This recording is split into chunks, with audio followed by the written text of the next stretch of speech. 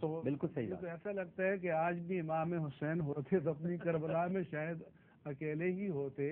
تو ہم نے مقصدیت کو چھوڑ دیا, ہم نے حقیقت کو چھوڑ دیا, ہم علامات کے پیچھے چلے گئے.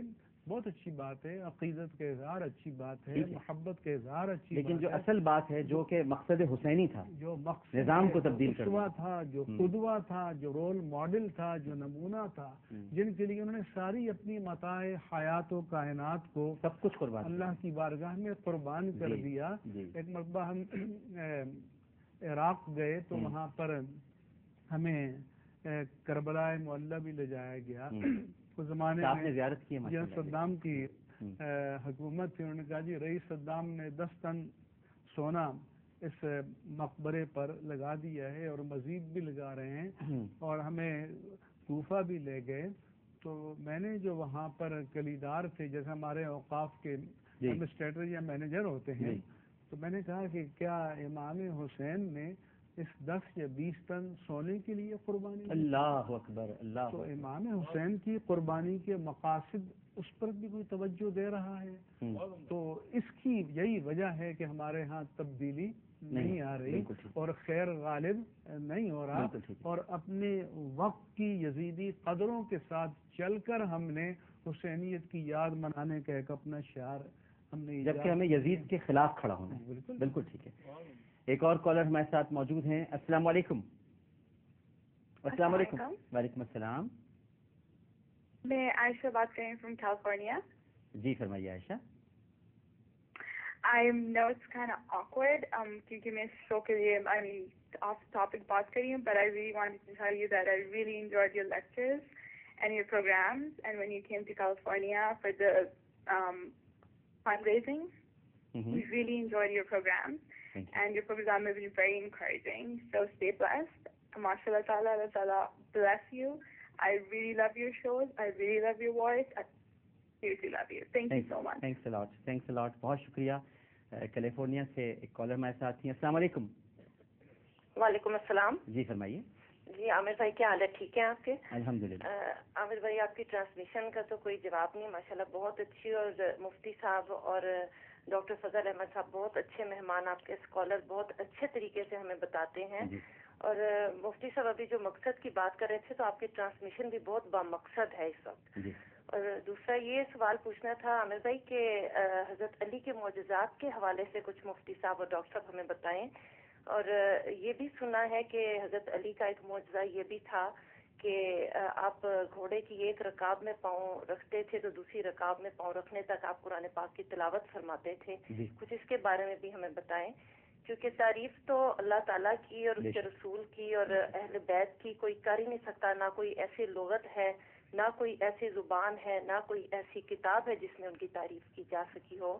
تو صرف اللہ سبحانہ و تعالیٰ ان کی تعریف کر سکتا ہے. آپ ہمیں ان کے معجزات کے بارے میں کچھ بتائیے. جی ضرور.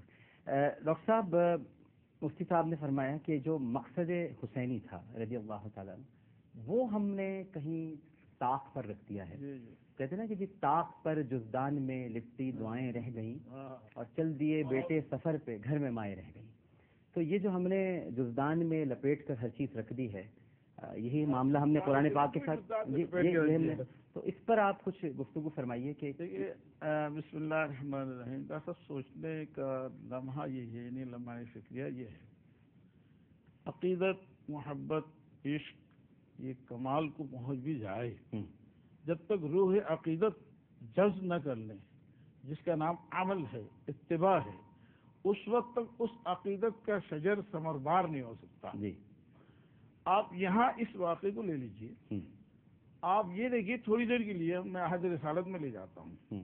بعثت سے قبل حضور نبی اکرم صلی اللہ تعالیٰ علیہ وآلہ وسلم کی آمد سے پہلے جو معاشرہ تھا, وہ کیا معاشرہ تھا؟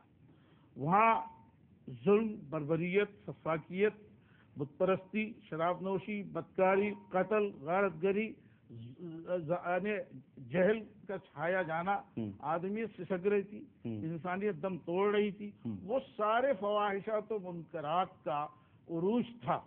اور حضور نبی اکرم صلی اللہ علیہ وسلم نے 23 سالہ دور کے اندر ان سب کو ختم کر کے ایک آئیڈیل معاشرہ مدینے میں قائم فرمایا، جہاں اخوت ہے، محبت ہے، صبر ہے، توکل ہے، توحید ہے، رسالت ہے، آخرت ہے، عدل ہے، علم ہے، سب کچھ ہے۔ اور وہ معاشرہ جناب نبی اکرم صلی اللہ علیہ وسلم کے عہد کے بعد منتقل ہوا خلفائے راشدین کی طرف۔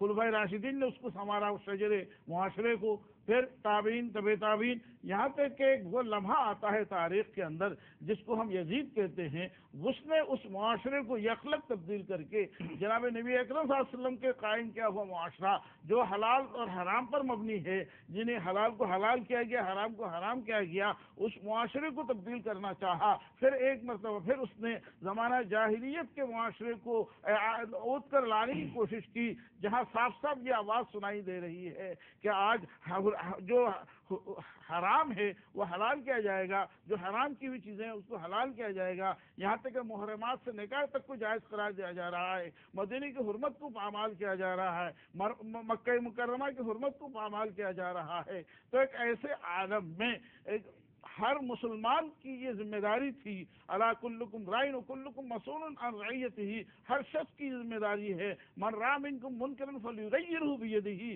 جب برائی دیکھو ہاتھ سے روکو۔ یہ تو اس عہد کے تمام مسلمانوں کی ذمہ داری تھی کہ اس معاشرے کے جو کہ نبی اکرم صلی اللہ علیہ وسلم کا جو لایا ہوا معاشرہ ہے، جس کو ہم اسلامی ریاست کہتے ہیں، اسلامی سوسائٹی کہتے ہیں، اسلامی معاشرہ کہتے ہیں، جہاں اللہ کی حاکمیت ہے، رسول اکرم صلی اللہ علیہ وسلم کی رسالت ہے، ختم نبوت ہے، عقیدہ آخرت ہے، قرآن کریم آئین ربانی ہے، اس معاشرے کو جب پامال کیا جا رہا تھا تو اس صدا کو دبانے کے لیے، حق کو غالب کرنے کے لیے حضرت امام حسین رضی اللہ تعالیٰ عنہ اٹھ کھڑے ہوئے۔ اور ان کی ذمہ داری بھی تھی، اس لیے کہ نبی اکرم صلی اللہ علیہ وسلم نے اپنے لب مبارک سے ان کے لب مبارک کو چوسا تھا، اور حسین منی وانا من حسین کا یہ صدا ایک نعرہ ہمیں عطا کیا ہوا تھا۔ تو حضرت حسین کے قلب اطہر کے اندر علوم نبوت جاگزی تھے، اور غیرت ایمانی اور غیرت نبوت جاگزی تھی۔ تو اس لیے حضرت امام حسین رضی اللہ تعالیٰ عنہ اٹھے، اور اٹھنے کے بعد مختصر یہ عرض کر رہا ہوں، اس مقام پر پہنچے جہاں یزیدی قوت سے ٹکراؤ ہونا تھا، اور پھر کیوں گیا وہاں؟ کیا حکومت کے لیے؟ ہرگز نہیں۔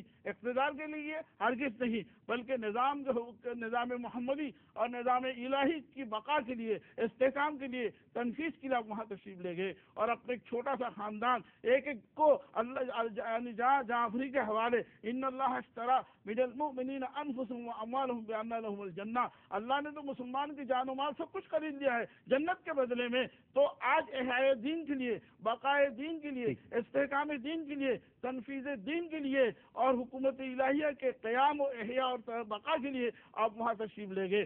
آج جب ہم حضرت امام حسین علیہ السلام کا وقت بنائیں، دن منائیں، تو ہمیں یہ سوچنا ہوگا، یہ دیکھنا ہوگا جس لمحے میں ہم موجود ہیں، اس لمحے موجود میں جس معاشرے میں ہم موجود ہیں، اس معاشرے میں کیا یزیدیت والی باتیں سب نہیں ہے؟